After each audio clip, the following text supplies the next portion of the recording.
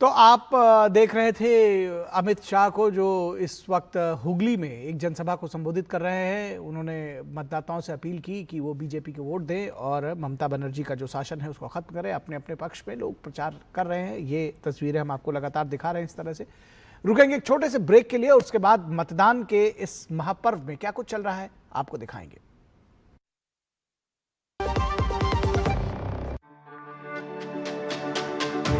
मेरी पसंद, मेरी पसंद, मेरी पसंद, मेरी पसंद, हमारी पसंद, हम सबकी पसंद। मजबूत देश का मजबूत सरिया हो गया स्टील। तो मतदान के महापर्व की बात करेंगे। छिटपुट हिंसा के बावजूद मतदान के लिए भारी उत्साह देखने को मिल रहा है पश्चिम बंगाल में, और तमिलनाडु में भी जबरदस्त उत्साह है। पश्चिम बंगाल और तमिलनाडु में लोकतंत्र का महापर्व अपने चरम पर दिखाई दिया। जहां एक ओर मतदाताओं का उत्साह चरम पर था, वहीं दूसरी ओर बंगाल के कई हिस्सों में हिंसा की छाया ने चुनावी प्रक्रिया को चुनौती जरूर दी, लेकिन मतदाताओं का उत्साह मंद नहीं पड़ा। सुबह 7 बजे से जैसे ही मतदान शुरू हुआ, दोनों राज्यों में मतदान केंद्रों के बाहर लंबी कतारें इस बात का संकेत दे रही थी कि जनता इस बार निर्णायक भूमिका निभाने के लिए पूरी तरह से तैयार है। तमिलनाडु में सभी 234 सीटों पर एक साथ मतदान ने इस चुनाव को और अधिक अहम बना दिया है, जहां त्रिकोणीय मुकाबले में राजनीतिक तापमान को चरम पर पहुंचा दिया गया है। तो दोपहर 1 बजे तक का जो आंकड़ा था तमिलनाडु का, उसमें 56.81% मतदान दर्ज था, लेकिन ये जो आंकड़ा है काफी और ज्यादा बढ़ गया है। इसके हम आपको बहुत जल्द रूबरू कराएंगे। तो इससे स्पष्ट होता है कि राज्य में इस बार का रिकॉर्ड वोटिंग की संभावना बन रही है। पहली बार मतदान करने वाले युवाओं का जो उत्साह है वो विशेष रूप से देखते ही बनता है, जो विकास और स्थिर सरकार की अपेक्षा के साथ मतदान केंद्रों तक पहुंचे हैं। वहीं पश्चिम बंगाल में पहले चरण के तहत 152 सीटों पर मतदान हो रहा है और राजनीतिक दृष्टि से बेहद महत्वपूर्ण माना जा रहा है।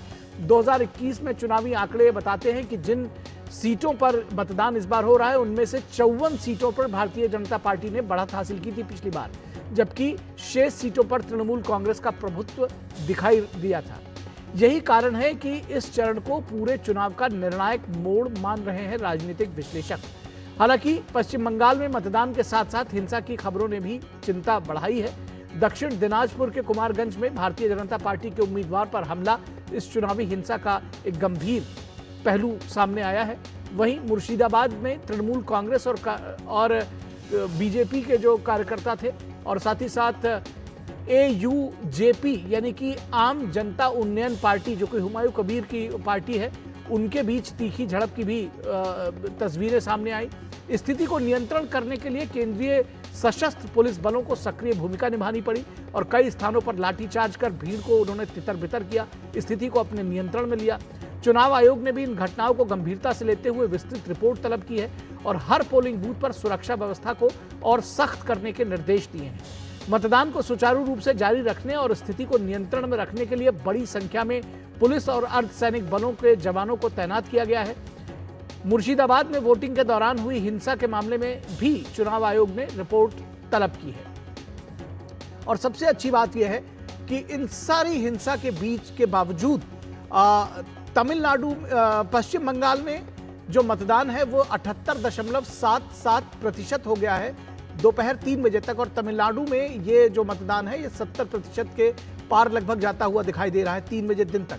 तो तमिलनाडु में तो शांतिपूर्वक मतदान हो रहा है। पश्चिम बंगाल में कहीं छिटपुट हिंसा देखने को मिली भी है, लेकिन जो मतदाता हैं वो जबरदस्त उत्साह में है। 78.77% मतदान हो गया है। राजनीतिक स्तर पर भी इस चुनाव में बयानबाजी तेज हो गई है। तृणमूल कांग्रेस का दावा है कि ग्रामीण इलाकों में ममता बनर्जी का प्रभाव अभी भी बरकरार है और एंटी इनकम्बेंसी का कोई असर नहीं होगा।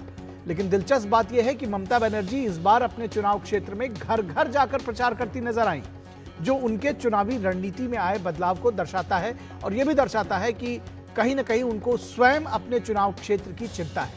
दूसरी ओर पीएम मोदी ने मतदाताओं से भयमुक्त होकर अधिक से अधिक संख्या में मतदान करने की अपील की है। उन्होंने अपने संदेश में स्पष्ट किया है कि हर एक वोट राज्य के भविष्य, विकास और सुरक्षा को तय करने में महत्वपूर्ण भूमिका निभाएगा। प्रधानमंत्री ने पश्चिम बंगाल के संदर्भ में विशेष रूप से कहा कि जनता का एक वोट भयमुक्त वातावरण और सुशासन की दिशा में निर्णायक कदम साबित हो सकता है। वहीं उन्होंने चुनावी हिंसा पर भी अप्रत्यक्ष रूप से चिंता जताई। इस पूरे परिदृश्य में एक ओर तमिलनाडु में शांतिपूर्ण, तेज और उत्साहपूर्ण मतदान लोकतंत्र की मजबूती का प्रतीक बनकर उभरा है, तो वहीं दूसरी ओर पश्चिम बंगाल में भी हिंसा और तनाव के बावजूद मतदाताओं की भागीदारी यह दर्शाती है कि लोकतांत्रिक विश्वास पूरी तरह से अडिग है, स्थिर है और जनता लगातार अपने मताधिकार का प्रयोग कर रही है। दिन में 3 बजे तक, आप समझिए कि दिन में 3 बजे तक 78.77% मतदान पश्चिम बंगाल में और तमिलनाडु में 70% मतदान, तो दिखाता है कि मतदाता पूरे उत्साह के साथ मतदान तो कर ही रहे हैं, साथ ही साथ जो SIR हुआ था उसका भी प्रतिफल आप इसमें जोड़ सकते हैं कि अब कोई बोगस वोटिंग नहीं हो रही है और जो लोग मौजूद हैं उन्हीं के वोट डाले जा रहे हैं। और पश्चिम बंगाल में प्रधानमंत्री ने दूसरे चरण के लिए नादिया के कृष्णानगर में एक रैली को संबोधित किया। उन्होंने पश्चिम बंगाल में जारी चुनावी प्रक्रिया के बारे में कहा कि राज्य में इस बार चुनावी हिंसा में काफी कमी आई है और 50 साल के इतिहास में यह पहली बार हो रहा है, इसलिए लोग भयमुक्त होकर मतदान में हिस्सा लें। 15 साल बाद ये साफ साफ दिख रहा है, बंगाल के किसान खेत से लेकर मंडी तक हर भय से मुक्ति के लिए वोट दे रहे हैं। यानी बंगाल में हर क्षेत्र, हर वर्ग अब बीजेपी के भरोसे को एक मौका देना चाहता है। हर कोई कह रहा है भय आउट, भय भय भय। उधर कांग्रेस नेता और उम्मीदवार अधीर रंजन चौधरी ने भी CRPF तैनाती की सराहना की है। अच्छा चल रहा है, कुछ नहीं बोलेंगे, सेंट्रल फोर्स अच्छा काम कर रहे हैं। और तो सारे एजेंट आपके बूथ पे हैं? हाँ बूथ पे है, जाके देखिए ना। तो अधीर रंजन चौधरी भी कह रहे हैं कि CRPF जो है, सेंट्रल फोर्सेस जो है वो अच्छा काम कर रही है और जाकर देखिए बूथ पर वो तैनात है। और इस बार ये परिवर्तन जरूर आया है कि जहां भी हिंसा की रिपोर्ट हुई है वहां पर तुरंत CRPF को बड़ी संख्या में और ज्यादा बल तैनात किया गया है, स्थिति को नियंत्रण में लिया गया है, जरूरत पड़ने पर लाठीचार्ज किया गया है और फोर्सेस ने उस पूरे एरिया को डोमिनेट किया है। और इस पूरी खबर पर बातचीत करने के लिए हमारे साथ हमारे सलाहकार संपादक विनोद मिश्रा और हमारे संवाददाता सौरभ दत्ता मौजूद हैं। सौरभ दत्ता हमें ग्राउंड जीरो की रिपोर्ट देंगे। सौरभ दत्ता, 3 बजे दिन तक 78.77% मतदान क्या दर्शाता है? क्या ग्राउंड जीरो से रिपोर्ट है? किस तरह से मतदान हो रहा है? सारी जानकारी दीजिए। निखिल, देखिए सुबह से ही बंगाल की जो ये 16 जिले के 152 कॉन्स्टिट्यूएंसीज है, जो स्ट्राइक रेट से खेल रहे थे वही स्ट्राइक रेट अभी 3 बजे तक बरकरार रखा है। और सबसे बड़ी जो सरप्राइज एलिमेंट है कि इस दफे में जंगलमहल बेल्ट पुरुलिया, बांकुड़ा, झारग्राम, पश्चिम मेदिनीपुर, ये जो डिस्ट्रिक्ट है, इन डिस्ट्रिक्ट में सुबह के वक्त इस समय धूप रहता है, तो ज़्यादा से ज़्यादा देखा जाता है कि सुबह से 6 से 9 या 10 बजे तक इसमें अच्छा पोलिंग होता है, फिर एक डाउन होता है, फिर जाके 4 बजे या 5 बजे के बाद ग्राफ उठता है। लेकिन इस बार देखा गया कि लगातार 3 बजे तक भी इन सारे जिलों में बहुत अच्छे परसेंटेज आए हैं। और सबसे बड़ी बात है, आज सुबह से जो डिस्ट्रिक्ट पे वोटिंग पर कुछ इंसिडेंट्स जो हुए हैं, जो वायलेंस की जो घटनाएं घटी है, उन सारे डिस्ट्रिक्ट्स में भी काफी चौंकाने वाले आंकड़े हैं। आप अगर मुर्शिदाबाद का बात कर ले कि अगर 80% के ऊपर कितने कॉन्स्टिट्यूएंसीज के आए हैं, तो आप मुर्शिदाबाद में देखिए शमशेरगंज में देखा जा रहा है कि वहां पे 80+ पोलिंग हुआ है 3 बजे तक। और शमशेरगंज एक साल पहले वहां पे वो घटना घटी थी जहां पे हिंदू घरों को आग लगा दिया गया था। वो जो घटना घटी थी शमशेरगंज में, वहां पे काफी अच्छा पोलिंग देखने को मिल रहा है। वैष्णव नगर ये भी मुर्शिदाबाद का एक सेंसिटिव जगह है, वहां पर भी परसेंटेज काफी अच्छा है, 80 से ज्यादा परसेंटेज है। भगवान गोला 83.92, भगवानपुर 81.20 और आप अगर वेस्ट मिदनापुर पे झारग्राम के देख लीजिए तो 82.62 बीनपुर।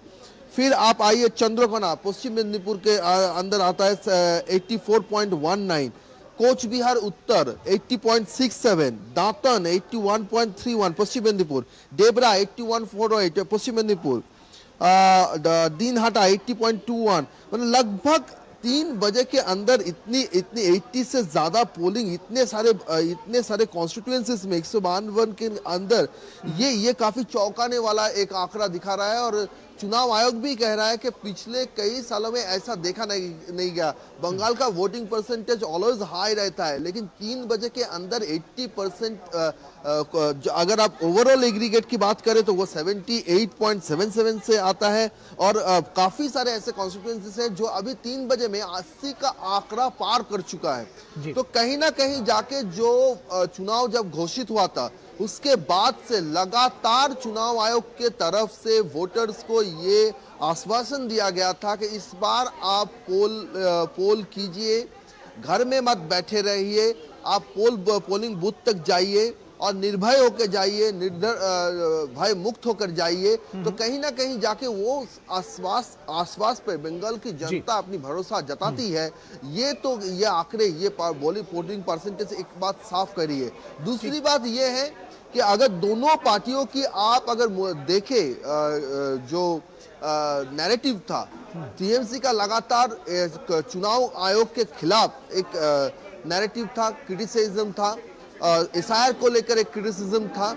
यहाँ तक कि ये आशंका जताई जाती थी जो जिन लोगों का नाम नहीं उठा शायद वो इस बार पोल ना करे, लेकिन ऐसा हुआ नहीं। 80% से जो आंकड़े जितने सारे कॉन्स्टिट्यूएंसीज में आए हैं, इससे साफ पता चलता है कि लोगों ने भर भर के वोट दिए हैं। अब इस वोट किसके लिए दिए हैं? बीजेपी के मुद्दों के लिए दिए हैं क्या? नारी सुरक्षा, उद्योगहीनता, बेरोजगारी, एक के बाद एक घोटाला, घुसपैठिया, जो सारे मुद्दे बीजेपी ने उठाए उसके पक्ष में ये वोट है या फिर टीएमसी के पक्ष में ये वोट है, ये तो बाद में पता चलेगा। लेकिन रूलिंग पार्टी जो 15 साल शासनकाल कर रही है, फिर भी 80% से ज्यादा वोट हो रहा है, वो भी 3 बजे तक। ये कहीं ना कहीं ये ट्रेंड माना जा रहा है। एक बात और आपसे समझना चाहेंगे सौरभ जी, चिंता में रखने सौरभ एक बात और समझना चाहेंगे कि ये जो कुछ जगहों पर छिटपुट हिंसा हुई है उसको किस तरह से जो सेंट्रल फोर्सेस है उन्होंने कैसे टैकल किया है, चुनाव आयोग उसको लेकर के क्या कर रहा है, और अगर आप कंपैरिजन करें पहले के चुनावों का, इससे पहले भी आपने चुनाव कवर किए हैं, क्या डिफरेंस आपको दिख रहा है? देखिए, पहले तो ये बात है 1 बजे तक चुनाव आयोग के यहाँ पे 1400 कंप्लेन दर्ज हुए हैं। ये संख्या चुनाव आयोग के अधिकारी ही कह रहे हैं कि ये संख्या काफी लो है 2024 के हिसाब से, 2024 के लोकसभा के चुनाव के हिसाब से। आप लगभग कह रहे हैं कि वो लोग 45 से 50% कंप्लेन इस बार कम आया है। दूसरी बात यह है जो पिछले चुनाव में हमने देखा है कि कहीं पे घटना घट गई है, लेकिन फिर भी पुलिस वहां पे नहीं पहुंची। जो मीडिया है वो पहले पहुंच जाती है, लेकिन एक समय होता है, एक वैक्यूम पीरियड होता है, आधा घंटा 1 घंटा पुलिस नहीं पहुंचती है। और उसको लेकर हर जो वहाँ पे जो विक्टिम होते हैं, वो जो पक्ष होते हैं, ज्यादा तौर पर विरोधी दल जो है उनके तरफ से ये कहा जाता है, वो लगातार चुनाव आयोग को कहते हैं कि चुनाव आयोग काम नहीं करता है, चुनाव आयोग ने देखा नहीं ये सारी बात। लेकिन इस बार आप देखें कि ना शासक की तरफ से ना विपक्ष की तरफ से जी, आप 3 बजे, अभी 3:30 बजने को बजा है, लेकिन एक भी आप प्रेस कॉन्फ्रेंस या प्रेस बाइट आप दिखा नहीं पाएंगे कि जिसमें खूब बड़ी कोई आरोप चुनाव आयोग के खिलाफ है, कोई घटना को लेकर। लगभग हर पार्टी कह रही है कि अच्छा चुनाव हो रहा है। ये एक साइन बंगाल में एक चेंज नजर आ रहा है कि हर पार्टी कह रहा है कि अच्छा हो रहा है। दूसरी बात यह है कि जो घटना घटी, पहली तो डोमकॉल की घटना थी जहां पे वोटर्स को डराया गया था, धमकाया गया था। एक मोड़ पे टीएमसी के लोग थे, वो जाने नहीं दे रहे थे बूथ तक। वहां पे तुरंत सेक्टर ऑफिसर के पुलिस पहुंची और उस जमात को वहां से हटा दिया गया।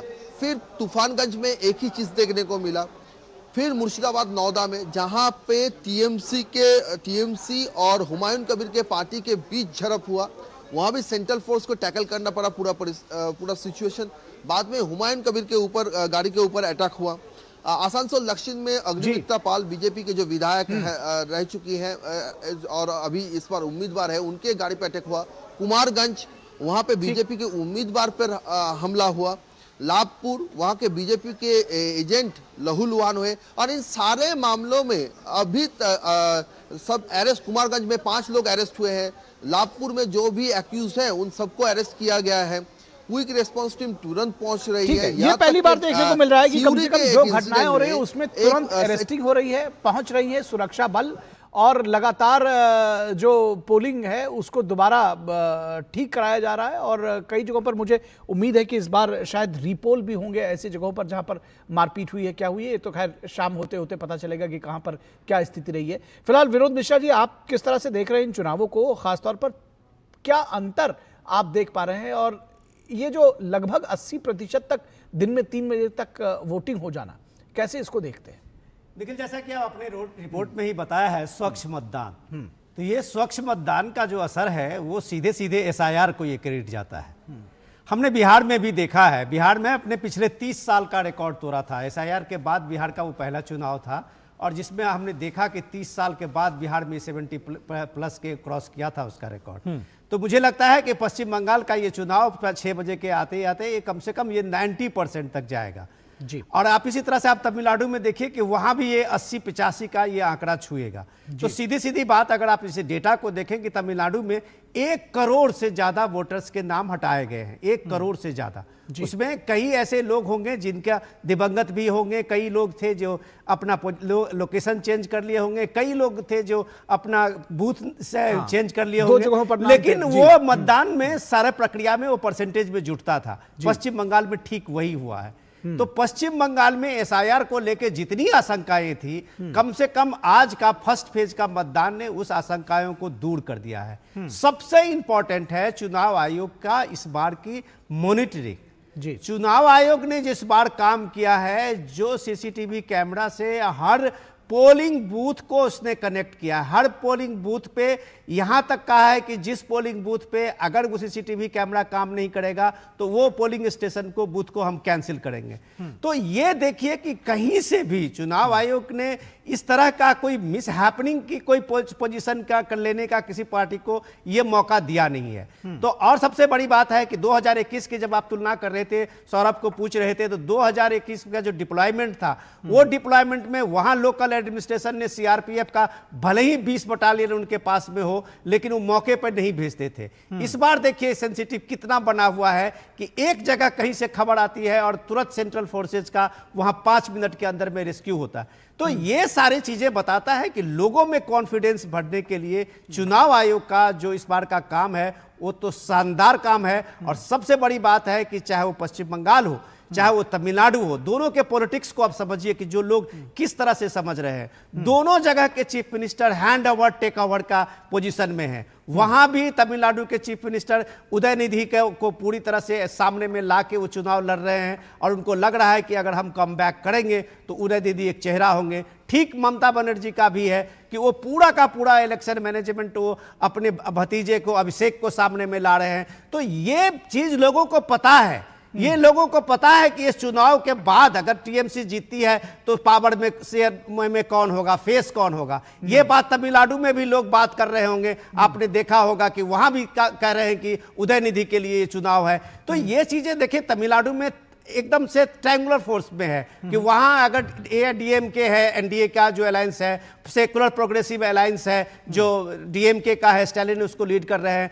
टीवीके का विजय का जो ये आप भीड़ देख रहे हैं वो उनके सभाओं में देखी गई। अगर वाकई में वो पोलिंग बूथ तक वो सेंटीमेंट को पहुंचाते हैं तो मुझे लगता है कि इस बड़ी जो अभी का हमारे साथ में पोल रिकॉर्ड है उसमें तो जरूर ये कहा जाएगा कि दोनों जगह के चुनाव नतीजे बड़े चौंकाने वाले होंगे। जो पश्चिम बंगाल के वोटिंग टर्नआउट है जी, एक बात मैं बहुत संक्षेप में चाहूंगा कि आप जवाब दें। लगातार मुझे कहा जा रहा है कि मैं दूसरी स्टोरी पर जाऊं, लेकिन ये जो इतना हाई परसेंटेज है, एक जमाना था कहा जाता था कि एंटी इनकम्बेंसी का असर है, अब हर बार ऐसा नहीं देखने को मिलता। आप कैसे आकलन करेंगे इसका?